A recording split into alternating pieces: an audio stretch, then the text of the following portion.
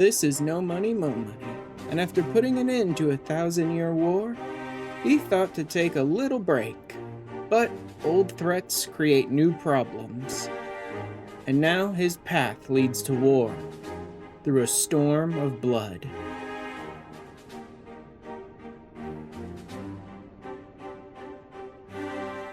Okay, we are going to be finishing up the Ffxiv Steppe storyline this week, but first of all, I want to go ahead and upgrade my gatherer gear now that I'm at a point where I can do it. So I'm going to go ahead and gather up the resources, and I'll craft up the gear and be back to show you what I'll look like now. Alright, there we go.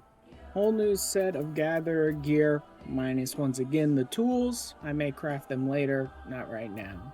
So my current gear gives me a gathering of 721, perception of 682, and a GP of 599. And there's my new gear. That's an interesting little, like, raccoon tail hat thing. Right now, the benefits of the gear at base unmelded gives me 795 gathering, so that's an upgrade of 74. 754 perception, which is an upgrade of 62, and 652 GP, which is an upgrade of 53. And there we go. So that's my new gatherer gear that'll carry me pretty much the rest of the way through Stormblood. And with that out of the way, let's go ahead and hop back into the MSQ for the Ffxiv Steppe. And let's finish getting our army ready.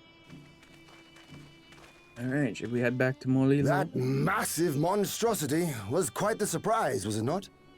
Who knew that the steppe held such secrets? And with that, there is naught left to prevent us from taking part in the Naadam.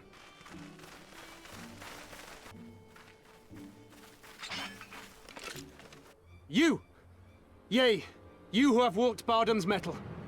Newborn warriors of the steppe. Our Khan demands an audience. You will come. Ordinarily, I would politely decline, but this may be an opportunity to assess their strength. And we do have some time before the Naadam begins. We accept your Khan's generous invitation.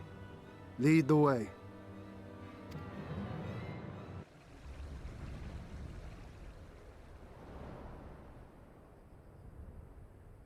Also, this finally gives me access to this one area up here that you can't get to normally without flying, and until this point in the story when, like, the gate guards will allow you up here. There's another area in the Ffxiv Steppe you can't get to without flight, and that's where some of the materials I needed for some of the more advanced gear I couldn't make this week is. 2 banners. So I have to wait till I get Oronir flight we're and finish dealing this area to get that stuff.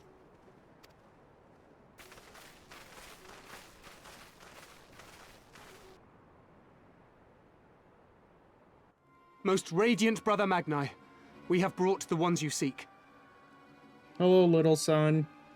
You conquered Bardam's metal.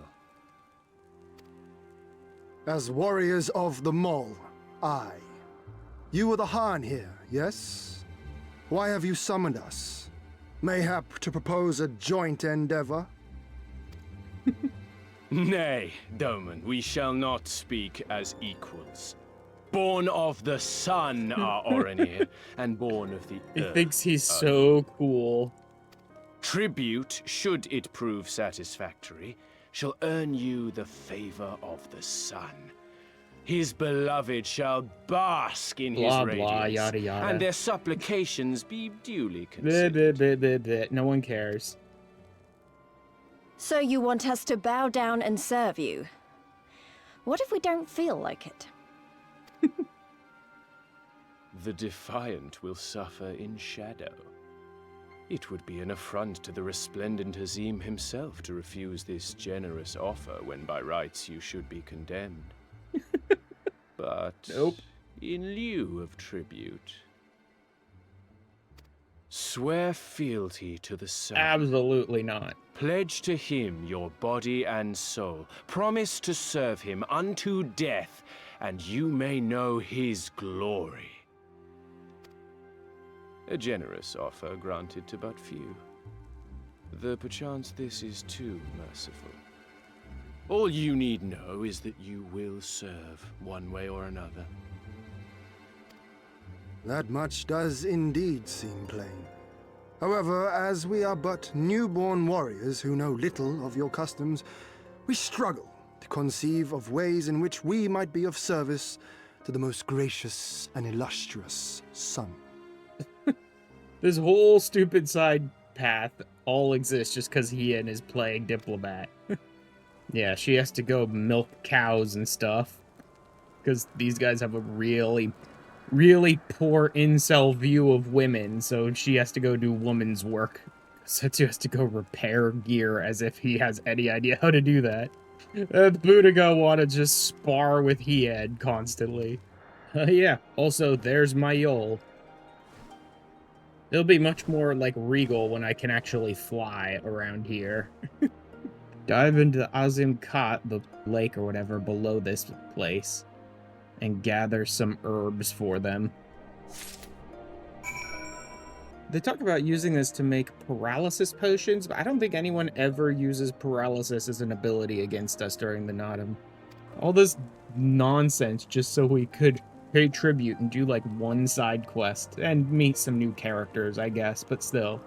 The Dawn Father and the Dusk Mother, and so like all of the males are all running around trying to find a woman who can be their Nama, their Dusk Mother, whatever partner. It's so stupid. But it's also a description for like where the Rian and the Xaela, the two different versions of Aura, supposedly came from.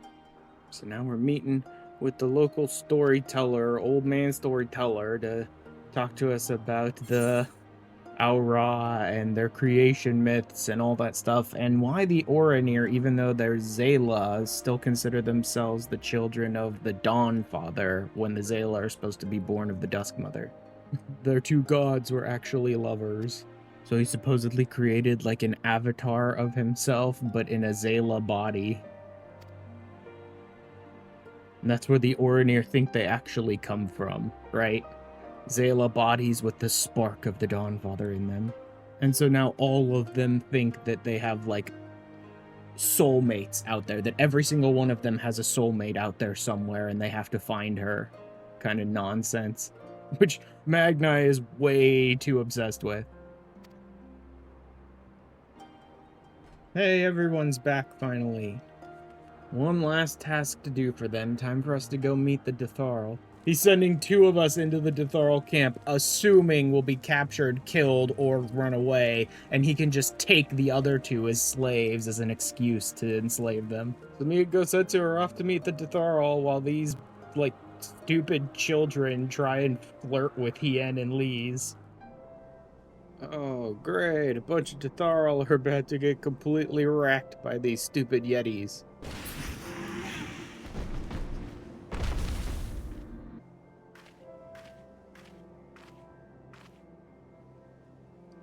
Well, hello there. Nice to finally see you. Yeah, no.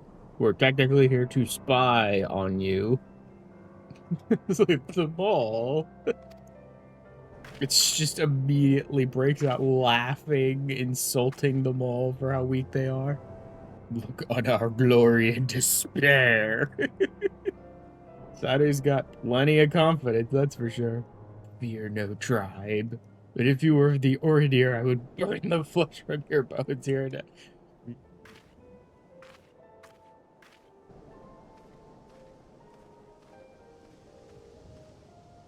How he died matters not. Gesa was a great warrior. He will return to us in time. Not soon enough, Hatun. The Naadam is nearly upon us. Mayhap we should counsel restraint until after. I do not understand. If Gesa is dead, how should he return? You don't know anything about their beliefs. Silence! You come to spy on us, knowing naught of our ways.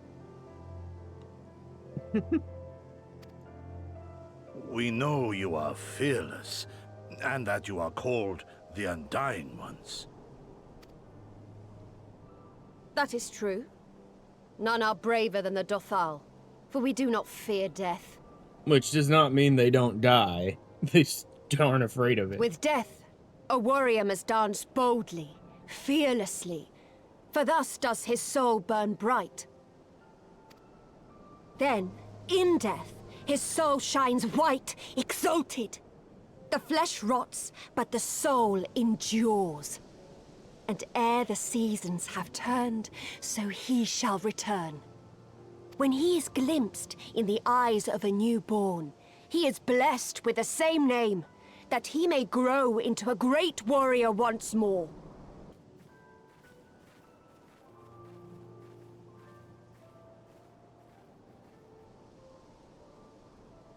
No memory of our past lives. Gee, I wonder why. So they have to relearn what it is to be the person they're named after. With every fiber of their being that their bravest warriors will be reborn. Observe some of their warriors at practice. They're as formidable as the Oronir, perhaps more. Yeah.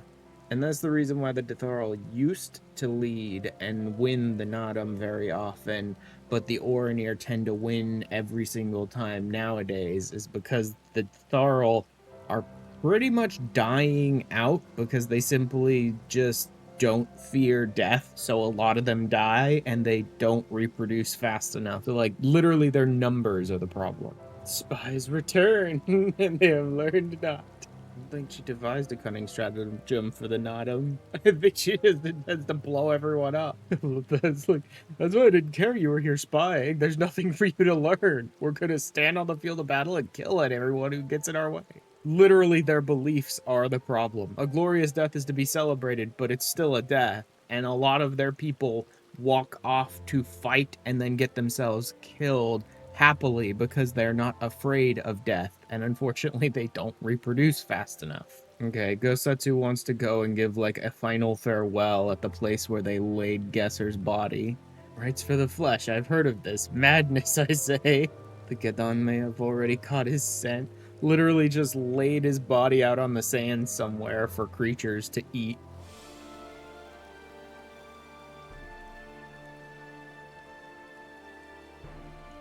Left for the vultures.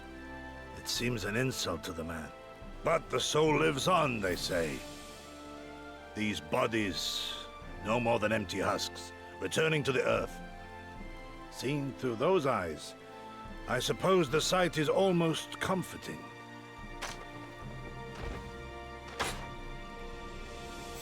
When first I heard the tales, I could not help but scoff. Another queer tribe, I thought, with still queerer customs. Yet having borne witness to their rites, I cannot deny there is a certain logic to it all. A samurai will die for his lord without hesitation or regret. But this is not because he delights in such sacrifice. It is because he has faith that his death will serve a higher purpose. There is an awakening in that instant. When the heart sings, and the blood burns, and his soul finds peace. Nay, we dare not permit ourselves that luxury, my friend, tempting though it may be. Not while our loved ones yet remain in chains. Okay, no dying until we free Doma.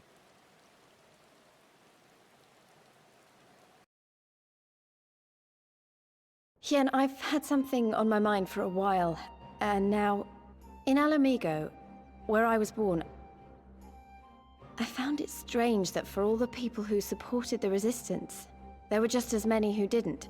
But then we came to this part of the world and met with the Confederacy and lots of ordinary Domans, and almost every single one of them seemed content to just put up with things, no matter how bad they got. Well, yes, because the alternative was they all had their and everyone reasons, they of course, loved were and it's not like I don't murdered. understand them, but the thought of it made me so angry. After everything they'd been through, everything the Empire had done to them, how could they not rise up? How could they not fight back? Did. They already did, and everyone they cared about was tortured and killed. People are pragmatic creatures at heart. They hold on to hope only until they taste true hardship. Then comes fear and regret. Safer not to dream, they conclude at last. For even should a day go by without some new disappointment, the next will only bring more of the same. And so they choose the more sensible option. Such is the lot of most men. One cannot expect to spur them to action at a moment's notice.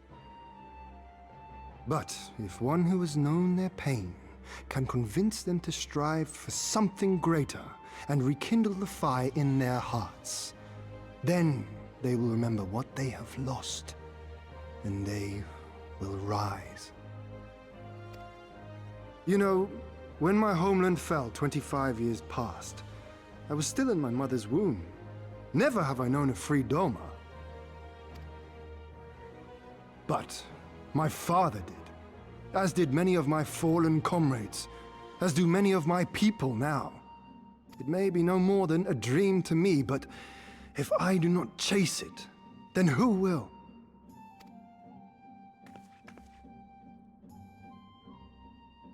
The way you carry it all, you're just the same. As you? Oh, no, not me.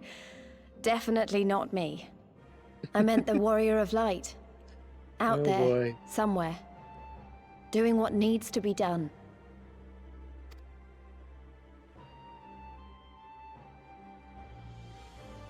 The knowledge I would have it. We learned basically nothing about the Dotharl.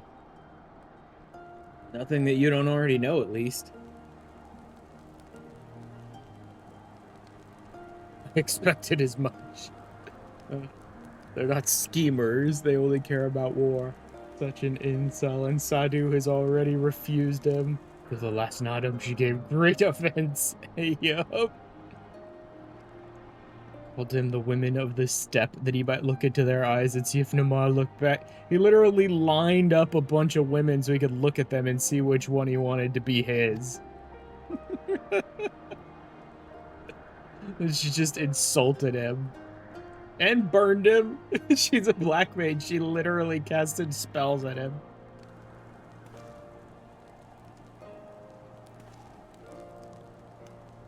Fighting the Naadam is to be bound by it. Swear here and now to abide by the law of the steppe, except supreme authority of the Han, whosoever it may be. That'll be fine since we intend to win it.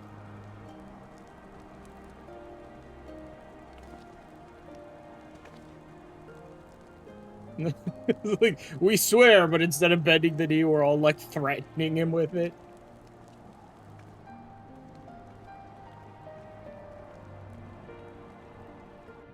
Time for the Naadam.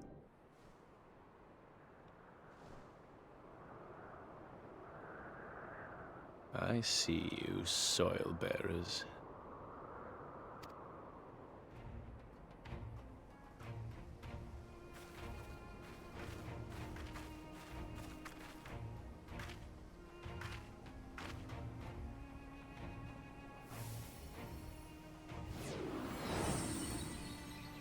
Here we go.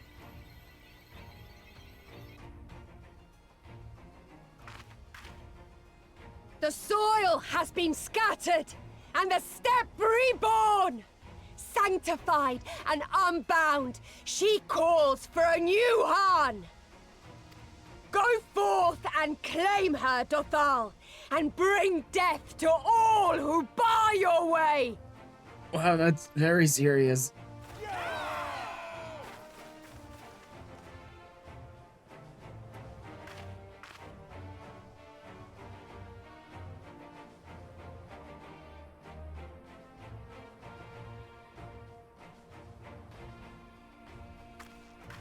It begins, Grandmother.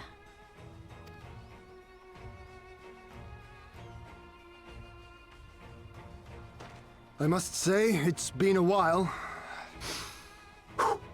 Is everyone ready? As we will ever be. A samurai is always ready. You shall remember this soon enough once I have taken to the field. So we take on all comers, and then it's off to Doma. I can't wait.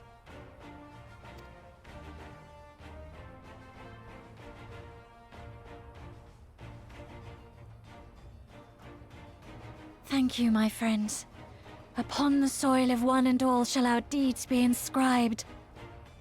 Grant us favor, O Mother of the Dusk, and to victory guide them all! Let's do this! Oh look, my speed's been increased for the Naadam. Good. There's the Avu. And there's everyone fighting for it.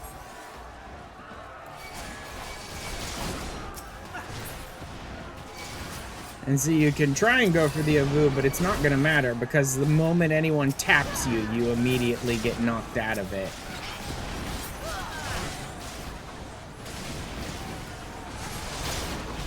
Oh, he wants me to try now. We're going to get interrupted. There's no way they let you out of the Naadam without having to fight both Magni and Sadu. So if you reach the point where you're about to claim the Avu, they'll instantly interrupt you. Roll first for blood, and we'll suffer no duels. Yeah, I would gladly face you alone. It's like, I'd rather just claim the Avu.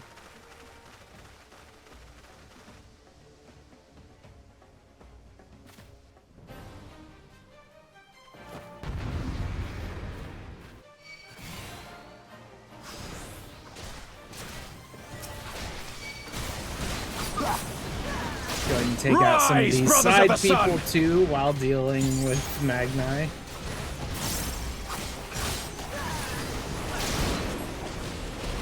Know your place! Oh no, you don't. I need to fight closer to the Avu. That way if anyone tries to claim it, I'll deal damage to them.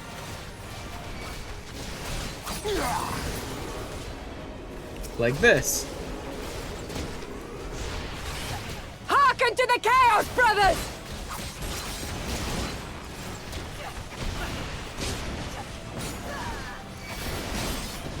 See, so people are running around trying to claim the Avu occasionally. It's not really likely that anyone else is going to claim it because everyone basically beats the crap out of them as soon as they try.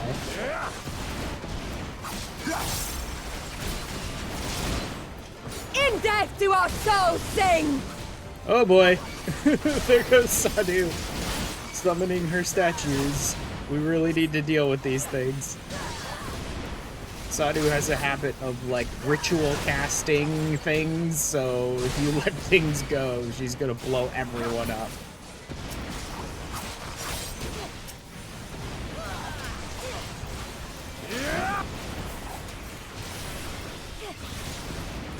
See, she's ritual casting Falling Dusk over there, and you have to kill the Chulu before she finishes. Interrupted your cast. Bow down before me! No, thank you.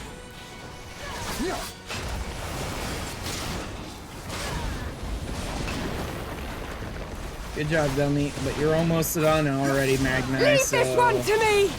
Whoop. Here we go.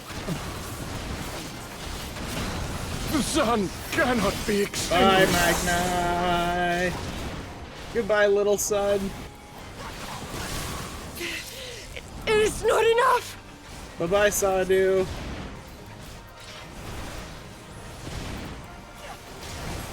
Defend the Avu. So now that you've taken down Sadu and Magni, like, all your allies are surrounding the Avu so that you have a chance to actually claim it. Here we go.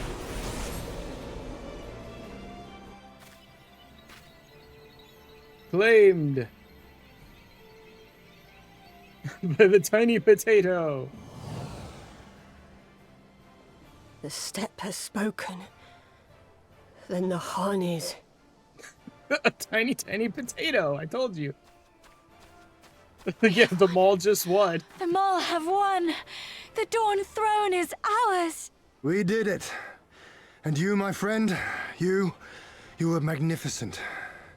Magnificent and, not a little terrifying. Tiny potato, much power. What a strange tale this has become. To think I suffered them to live. Look, both the Oronir and the Dotharl are kind of like, I should have just killed them.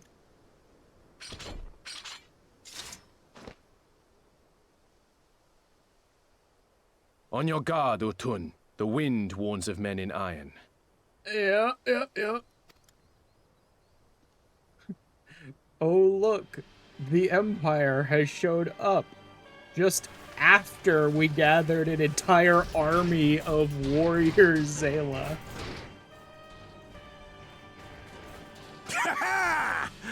I thought I'd find you here, Eorzean! Dearest of all my enemies. Today's the day I finally get to kill you. And then they'll give me a shiny medal and my choice of posting. Bloody perfect it is. Yeah, sure you will. Well, go on then. Kill him! Kill them all! Dearest of all his enemies, eh? Congratulations.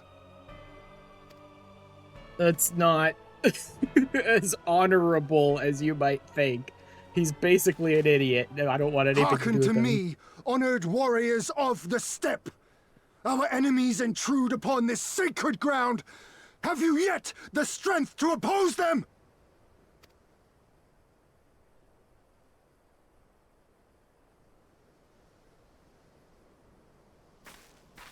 I mean, they have to. We won. You forget They to need to whom follow you our speak, orders. Doman. We are the Undying Ones. We are Dotharl. If this be the will of the mole, good and their timing hand, on so the be it. Empire's part. We The just sun united shall all the abide by the tribes lore of the steppe. Xaela under our banner.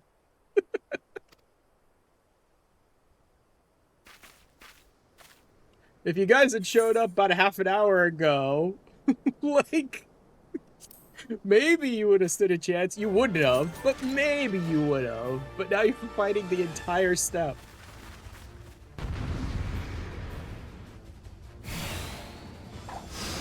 Alright, time to take down the Imperials.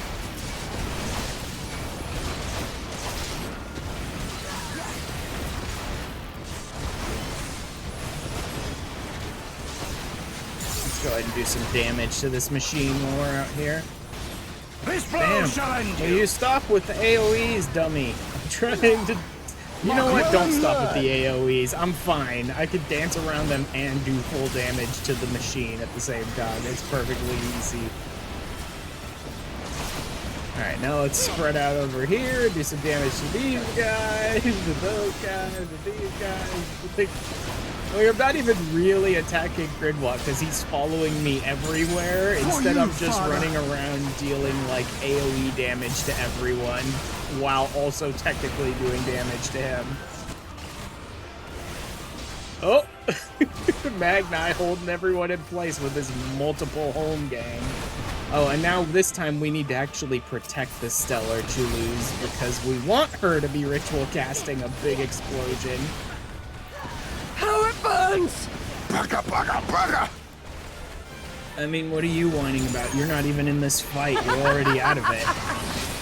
Oh, here she goes. See, that's why you didn't want the Stellar Chuluz to last during the Avu. She just meteored the entire arena. I need more men, more weapons, more power! Yeah, sure, that's what you need. Ah! And I bet Yotsuyu is going to be perfectly happy to provide you with those after you failed her again. And we're only going to get stronger. Stronger and stronger until we're strong enough to take back everything they stole. I mean, we're almost there. Literally, all that's left for us is to march this army back into Yansha. I have kept my promise, Serena. They are yours to command. Oh, yes, of course. Serena's kind of like, wait, I'm in charge now? Okay.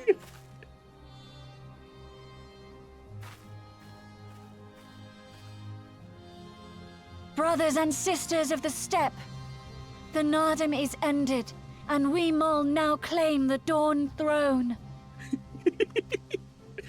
No demands shall we make of you. Tiny save girl. these. Very strong. Heed our comrades' words, and honor the law of the steppe.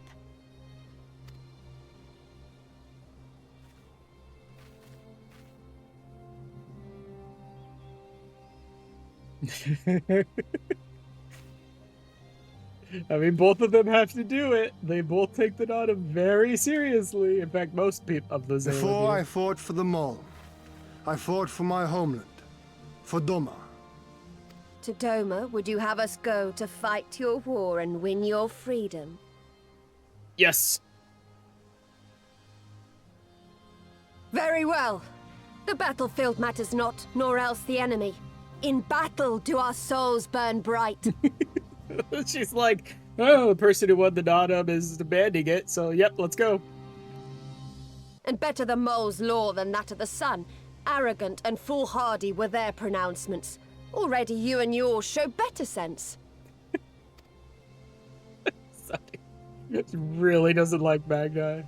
The sun shall answer your call, Doman. Wild as the wind the Otun and her brood may be, but they will deliver you naught. We will deliver you your kingdom.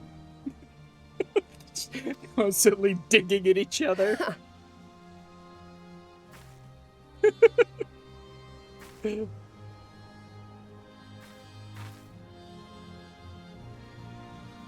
Weak and few as we are, the Mol will fight for Doma too, if you will have us.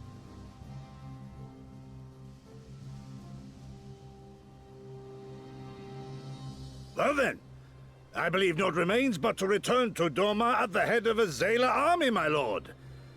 I cannot wait to see the look on Yugiri's face.